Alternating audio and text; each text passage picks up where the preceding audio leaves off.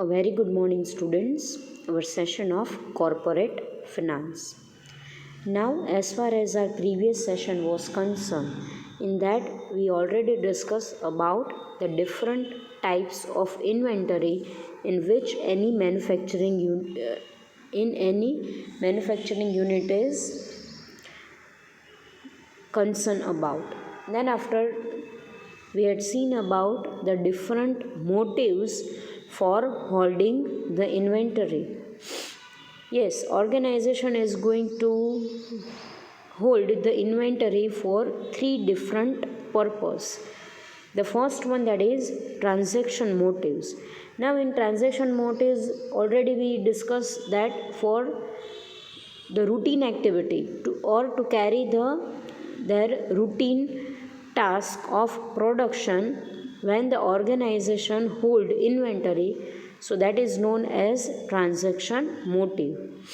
Then after second one, that is precautionary motives. Now for the precaution purpose, for the natural or man-made calamities, when the organization hold inventory for the emergency, so that purpose is known as precautionary.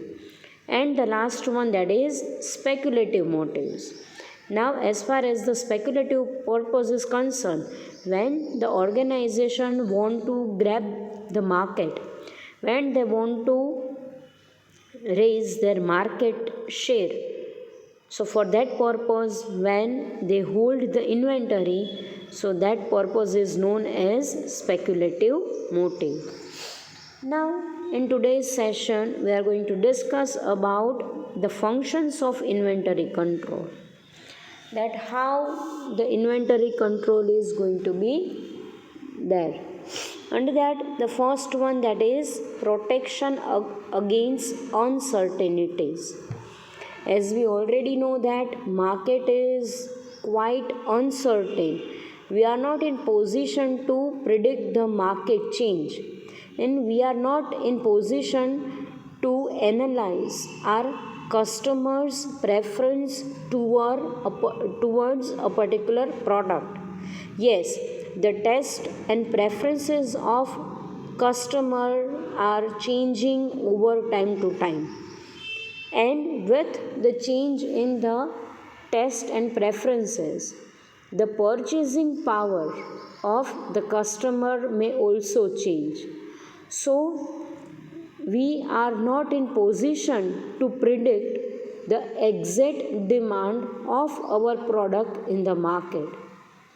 So first and foremostly, as we already know that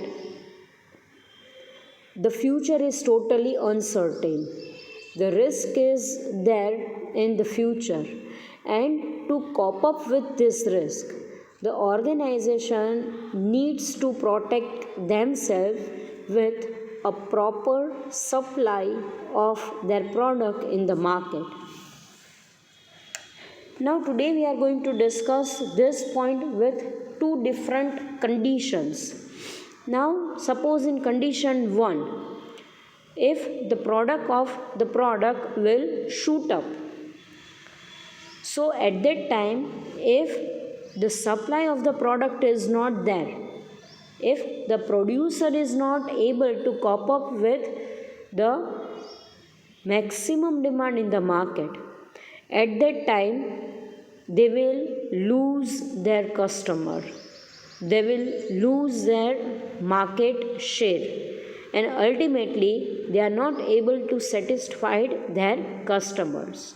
So when your demand will shoot up, at the same time it is required for the organization to maintain a proper inventory with effective inventory control. Here we are not going to have an excess of the inventory with us.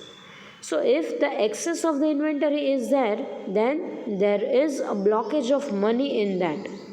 So here blockage is not allowed, because if once the money will be blocked, then it will take a time to remove this blockage. So now we are going to discuss about our condition number 2. when the demand of the product will go down. Yes, without any reason, suppose customer is not going to prefer your demand. The customers are not preferring your product. So at that time, if the organization is with the excess of the inventory, so the same time they are going to face the situation in which the demand is not there. So both the conditions will apply in the market or in the situation when we are not in position to predict our future. So here, when we are talking about the inventory control, now it is advisable to organization, that is to maintain a proper stock of raw material with them, a proper stock of WIP, and a sufficient stock of finished good with them. Then whatever the situation in the market, so with a proper inventory control, the company is able to sum up with the uncertainty in the market. So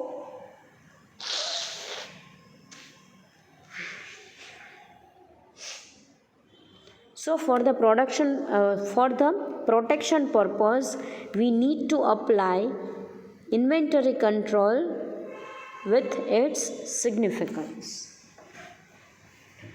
Now, the next point, that is continuous production for seasonal goods. Yes, if the organization is engaged in the production of seasonal goods, so at that time the organization needs to continue its product when the season is not there, because if they are going to stop the production, so at that time they are not in a position to achieve the BEP level, that is break even point, when the cost is equal to your profit.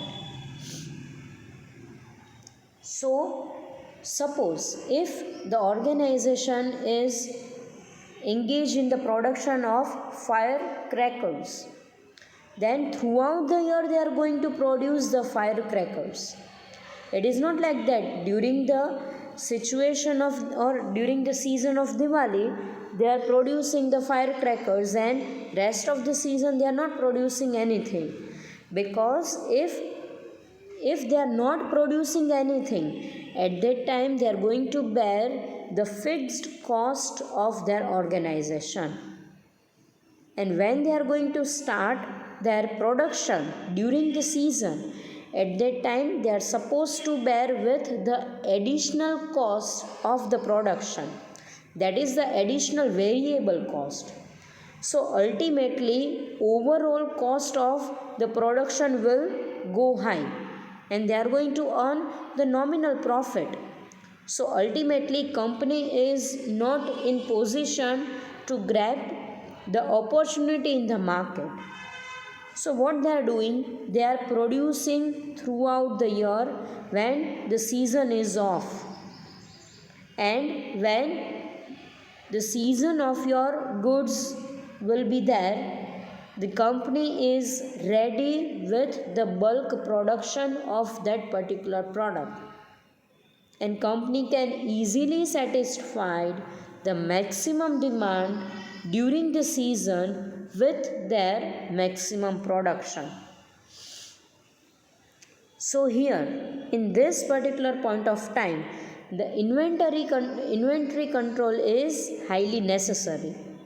If the company is able to control their production, their purchase of raw material, their purchase of different spare parts, and then after if they are able to control overall inventory throughout the year, then definitely they will rule the market during the season. If the company is engaged in the production of seasonal goods,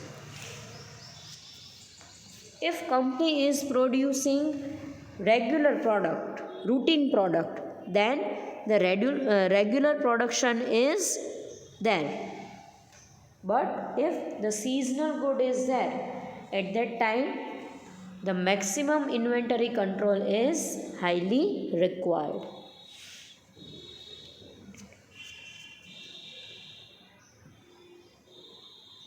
The next point is third one, that is quantity discount. Definitely when we are purchasing in a bulk, at that time we get the benefit of quantity discount. If organization is adopting adopting inventory control in their production unit, and if they are able to know what is the actual raw material required throughout the year for their particular production of their product, so company will purchase in a bulk. Company will purchase on a credit also. So at that time when bulk purchase is there, then definitely the trader will give a huge quantity discount, because we are purchasing wholesale on a wholesale basis. So when the quantity discount is available to us, at the same time the total production cost of our product will go down, because if we are able to control the variable cost, then definitely overall cost will be controlled. So but for these, the perfect analysis of total quantity required throughout the year is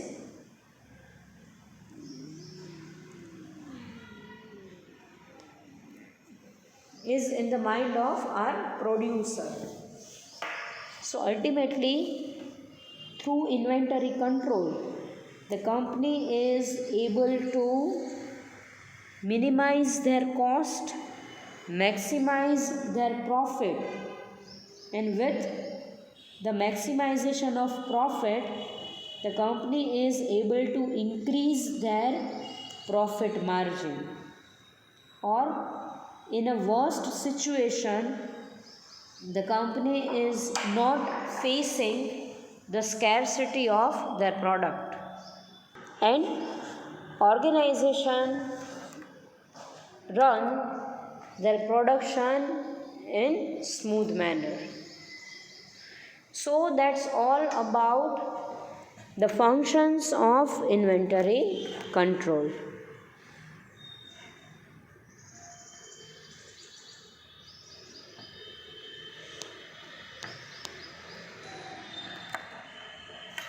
Then after, we are going to discuss the cost of holding inventory. Generally there are two different costs. The first one, that is ordering cost, and second one, that is carrying cost.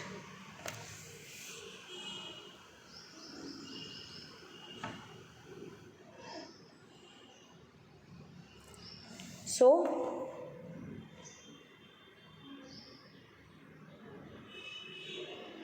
when we are ordering the inventory for the purchase purpose, when we are going to purchase the inventory, at that time there are certain costs which we are going to bear. So that cost are known as ordering cost. Now under that, the first one, that is paperwork cost and typing cost. Yes, the stationery which is used for placing an order for a raw material, that cost is known as paperwork cost and typing cost.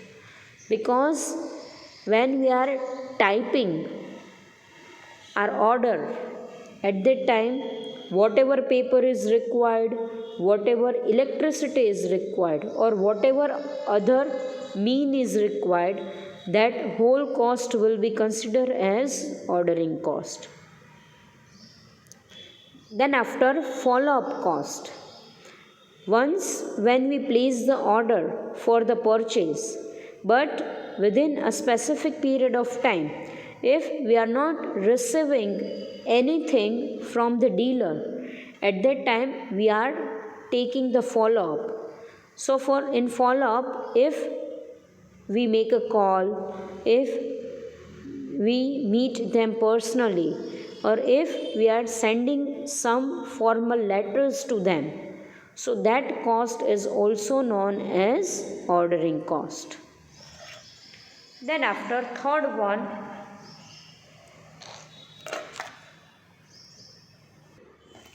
that is inspection cost. Now here we are going, when we receive the raw material from our dealer, at that time we are making the inspection of quality of that particular raw material. And for the inspection of the raw material or the quality criteria, whatever cost we are bearing, that cost is known as ordering cost. If we are inspecting the raw material through any scientific process, so at that time again we are going to bear some specific cost, and that cost is known as ordering cost. And the last one, that is staff cost. Staff cost means the employees who are engaged in this order of the raw material, or handling the raw material when we are receiving. So that employees salary will be known as staff cost if we are paying something else to them during the purchase of raw material. So these are the ordering cost. Now here organization need to see that they are not going to bear a heavy ordering cost for the purchase of specific raw material. Then after, carrying cost. Carrying cost means when you have a raw material with you, and when you are going to have your raw material in your organization, then whatever cost you are bearing at your place, that cost is known as storage cost.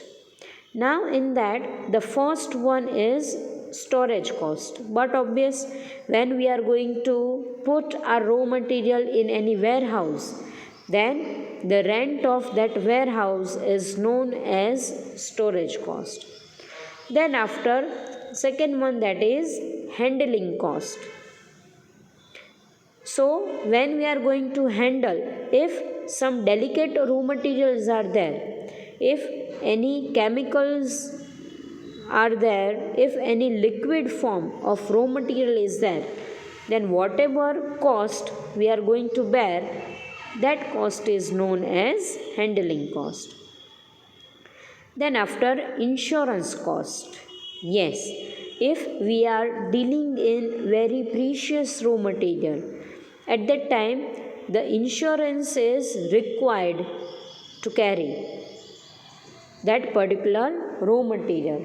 So that cost of insurance is involved in carrying cost. Then after, obsolescence cost. If we are dealing in the very technical raw material, when the chances of obsolescence will be there.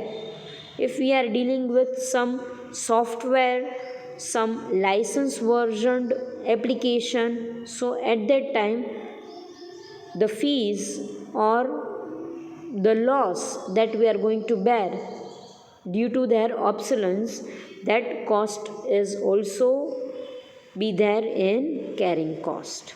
And the last one, that is spoilage cost. If the raw material will be spoiled in our warehouse, then the damages or the scrap is known as our spoilage cost, which is there in our carrying cost. So that's all about the cost of holding inventory at your place or at ordering the particular inventory to your dealers. So that's all for today. Thank you, students. Thank you so much.